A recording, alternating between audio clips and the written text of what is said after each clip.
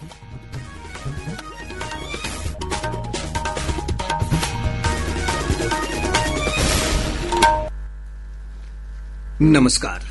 ये आकाशवाणी पटना है।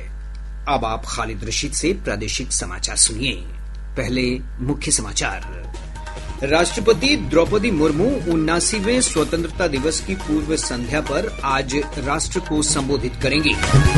प्रधानमंत्री नरेंद्र मोदी स्वतंत्रता दिवस के अवसर पर कल लाल किले की प्राचीर से राष्ट्रीय ध्वज फहराएंगे। नया भारत की थीम के साथ होगा समारोह का आयोजन। जम्मू कश्मीर के उरी सेक्टर में नियंत्रण रेखा पर आतंकवादियों से मुठभेड़ के दौरान भागलपुर निवासी जवान अंकित कुमार शहीद। और मुजफ्फरपुर की प्रगति राज ने चौथी राष्ट्रीय सब जूनियर बॉक्सिंग चैंपियनशिप में प्रदेश को पहली बार स्वर्ण पदक दिलाया। अब समाचार विस्तार से। राष्ट्रपति द्रौपदी मुर्मू 79वें स्वतंत्रता दिवस की पूर्व संध्या पर आज राष्ट्र को संबोधित करेंगे। यह संबोधन शाम 7 बजे से आकाशवाणी के समूचे राष्ट्रीय नेटवर्क पर प्रसारित होगा। आकाशवाणी के क्षेत्रीय नेटवर्क पर रात 9:30 बजे से क्षेत्रीय भाषाओं में इसका प्रसारण किया जाएगा। दूरदर्शन के सभी चैनलों पर भी हिन्दी और फिर अंग्रेजी भाषा में राष्ट्रपति का संबोधन प्रसारित किया जाएगा। दूरदर्शन पर हिन्दी और अंग्रेजी में संबोधन के प्रसारण के बाद दूरदर्शन के क्षेत्रीय चैनलों द्वारा क्षेत्रीय भाषाओं में भी इसका प्रसारण किया जाएगा। राष्ट्रपति के संबोधन के कारण आकाशवाणी पटना से प्रसारित होने वाले प्रादेशिक समाचार के प्रसारण समय में बदलाव किया गया है। आज सांध्यकालीन समाचार बुलेटिन का प्रसारण शाम 6:35 से किया जाएगा। वहीं जिले की हलचल का प्रसारण 6:52 से होगा। आज विभाजन विभीषिका स्मृति दिवस है। 1947 में आज के दिन ही भारत के विभाजन की घोषणा की गई थी। इस दिन विभाजन के दौरान हुई लोगों की पीड़ा और असहनीय कष्टों को याद किया जाता है। राष्ट्र उन सभी लोगों को श्रद्धांजलि अर्पित कर रहा है जिन्होंने 1947 में विभाजन के दौरान अपने प्राणों की आहुति दी और अकल्पनीय वेदना को सहन किया। देश के बंटवारे के कारण अपनी जान गंवाने वाले और अपनी जड़ों से विस्थापित हुए सभी लोगों को श्रद्धांजलि स्वरूप 2021 में भारत सरकार ने 14 अगस्त को उनके बलिदान दिवस के रूप में मनाने का निर्णय लिया था। स्वतंत्रता दिवस के अवसर पर प्रधानमंत्री नरेंद्र मोदी कल दिल्ली में लाल किले की प्राचीर से राष्ट्रीय ध्वज फहराएंगे और राष्ट्र को संबोधित करेंगे। वर्ष 2047 तक विकसित भारत के सरकार के दृष्टिकोण के अनुरूप इस वर्ष स्वतंत्रता दिवस समारोह का विषय नया भारत है। इस वर्ष स्वतंत्रता दिवस समारोह के दौरान ऑपरेशन सिंदूर की सफलता का उत्सव मनाया जाएगा।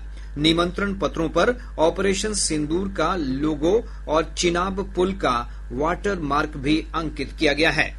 इस वर्ष लाल किले में होने वाले समारोह में शामिल होने के लिए बिहार समेत देश भर के विभिन्न क्षेत्रों से संबंधित लगभग 5000 विशिष्ट अतिथियों को आमंत्रित किया गया है। स्वतंत्रता दिवस के अवसर पर कल राज्य की सभी ग्राम पंचायतों में विशेष ग्राम सभा का आयोजन किया जाएगा। केंद्रीय पंचायती राज मंत्रालय के निर्देश के बाद पंचायती राज विभाग ने सभी जिला पंचायत राज पदाधिकारियों को इस संबंध में निर्देश जारी किए हैं। विभाग के अनुसार ग्राम सभाओं में 3 प्रमुख मामलों को अनिवार्य रूप से शामिल करने का निर्देश दिया गया है। इनमें नवीकरणीय ऊर्जा के प्रयोग और संबंधित योजनाओं का प्रचार प्रसार, आवारा पशुओं का प्रबंधन और चारागाह तथा आश्रय स्थलों समेत अन्य मामलों पर चर्चा की जाएगी। जम्मू कश्मीर के उरी सेक्टर में नियंत्रण रेखा LOC पर आतंकवादियों से मुठभेड़ के दौरान भागलपुर निवासी जवान अंकित कुमार शहीद हो गए। सेना ने सोशल मीडिया पर एक पोस्ट में जानकारी दी है कि चिनार कोर बहादुर हवलदार अंकित कुमार के सर्वोच्च बलिदान का सम्मान करती है। केंद्रीय जांच ब्यूरो CBI ने पटना एम्स में चयनित 2 डॉक्टरों कुमार सिद्धार्थ और कुमार हर्षित राज के खिलाफ आपराधिक मामलों में प्राथमिकी दर्ज की है। कुमार सिद्धार्थ पर फर्जी OBC प्रमाण पत्र के आधार पर असिस्टेंट प्रोफेसर के पद पर चयन का आरोप है। जबकि कुमार हर्षित राज पर ईडब्ल्यूएस कोटे की सीट को यूआर श्रेणी में परिवर्तन के बाद ट्यूटर और डेमोन्स्ट्रेटर की नौकरी पाने का आरोप है। विशेष निगरानी इकाई की टीम ने अरवल जिले के कुर्था सर्वे कार्यालय में छापेमारी कर 2 सर्वेक्षण अमीन को 50,000 रुपए की रिश्वत लेते रंगे हाथ गिरफ्तार कर लिया। गिरफ्तार अमीन स्वाति चौरसिया और रवि राज के खिलाफ जमीन के अभिलेख में बदलाव करने के एवज में रिश्वत मांगने की शिकायत दर्ज कराई गई थी। वहीं नालंदा जिले के बिहारशरीफ स्थित जिला निबंधन कार्यालय के तत्कालीन निम्न वर्गीय लिपिक जितेंद्र कुमार सिन्हा को रिश्वत लेने के आरोप में सेवा से बर्खास्त कर दिया गया है। गौरतलब है कि निगरानी ब्यूरो की टीम ने 21 जुलाई 2017 को लिपिक जितेंद्र को 15,000 रुपए रिश्वत लेते रंगे हाथ गिरफ्तार किया था।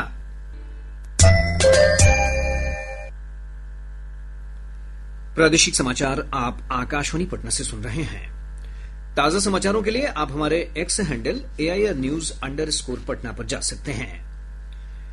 प्रदेश के अधिकतर हिस्सों में मानसून की सक्रियता से बारिश का सिलसिला जारी है। मौसम विभाग के अनुसार अगले 3 से 4 दिनों तक मौसम में विशेष बदलाव की संभावना नहीं है। इस दौरान अधिकांश स्थानों पर मध्यम से भारी बारिश हो सकती है। विभाग ने आज किशनगंज जिले में कुछ स्थानों पर भारी बारिश की चेतावनी जारी की है। वहीं पटना सहित प्रदेश के मध्य और पूर्वी भागों के जिलों में 1-2 स्थानों पर मेघ गर्जन, वज्रपात के साथ ही 30 से 40 किलोमीटर प्रति घंटे की रफ्तार से तेज हवा चलने का पूर्वानुमान है।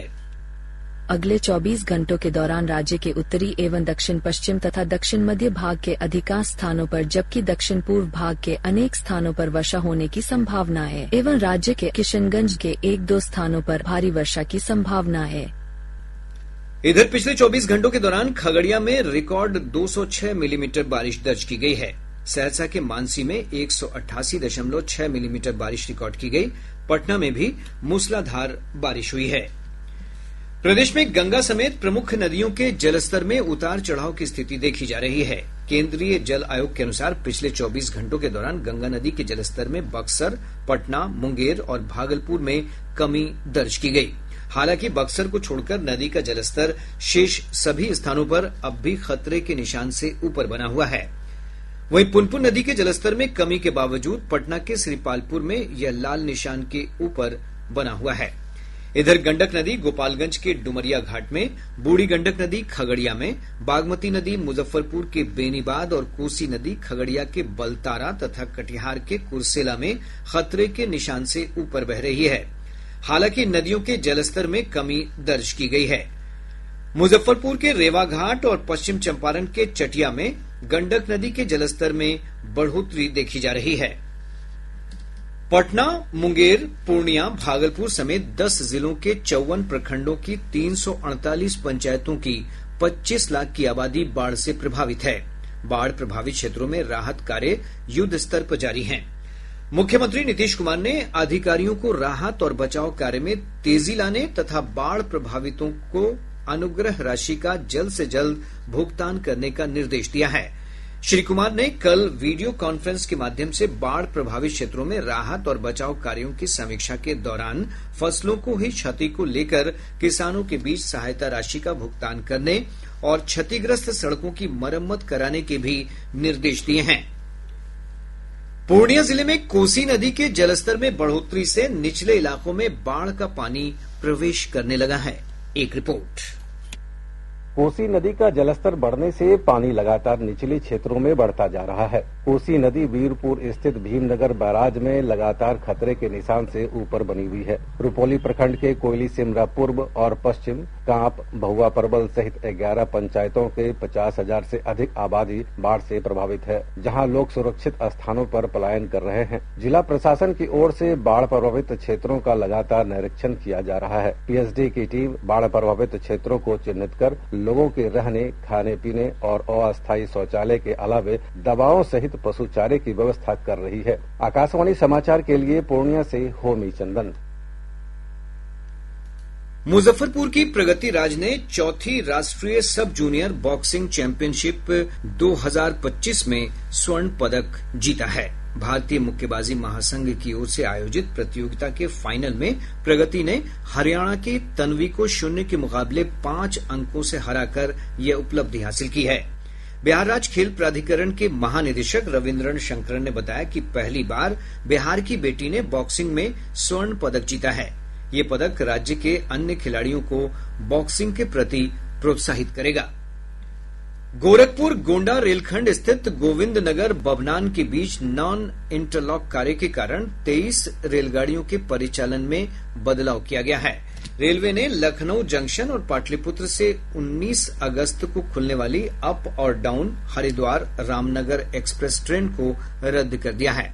रेलवे के अनुसार आनंद विहार टर्मिनल से 18 अगस्त को खुलने वाली आनंद विहार टर्मिनल बापूधाम मोतिहारी एक्सप्रेस और कटिहार से खुलने वाली कटिहार अमृतसर एक्सप्रेस ट्रेन को 120 मिनट के पुनर्धारित समय सारणी के अनुसार चलाया जाएगा। गयाजी जिले में आज मां मंगला गौरी महोत्सव का आयोजन किया जा रहा है। कला संस्कृति एवं युवा विभाग और जिला प्रशासन की ओर से पहली बार आयोजित होने वाले इस महोत्सव में स्थानीय कलाकार अपनी प्रस्तुति देंगे।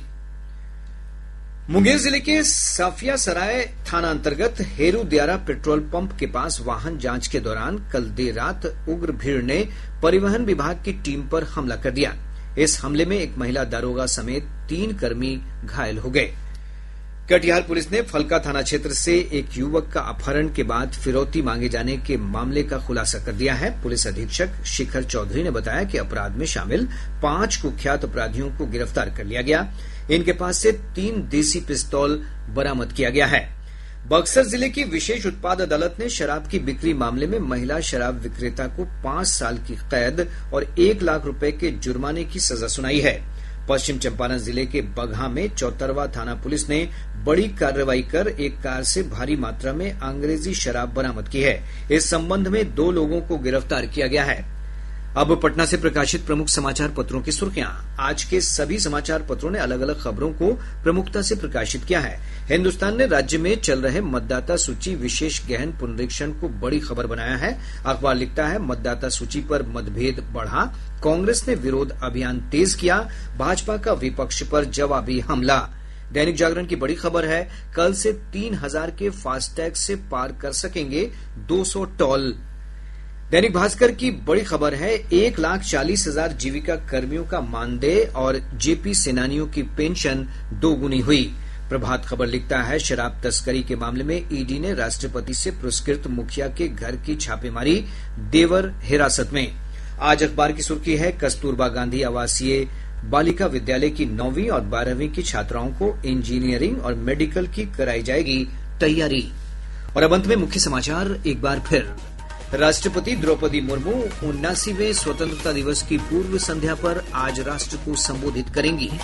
प्रधानमंत्री नरेंद्र मोदी स्वतंत्रता दिवस के अवसर पर कल लाल किले की प्राचीर से राष्ट्रीय ध्वज फहराएंगे। नया भारत की थीम के साथ होगा समारोह का आयोजन। जम्मू कश्मीर के उरी सेक्टर में नियंत्रण रेखा पर आतंकवादियों से मुठभेड़ के दौरान भागलपुर निवासी जवान अंकित कुमार शहीद। और मुजफ्फरपुर की प्रगति राज ने 4थी राष्ट्रीय सब जूनियर बॉक्सिंग चैंपियनशिप में प्रदेश को पहली बार स्वर्ण पदक दिलाया। इसके साथ ही आकाशवाणी पटना से प्रसारित प्रादेशिक समाचार का ये अंक समाप्त हुआ। आकाशवाणी पटना से अगला समाचार बुलेटिन दोपहर 2 बजे प्रसारित किया जाएगा। नमस्कार।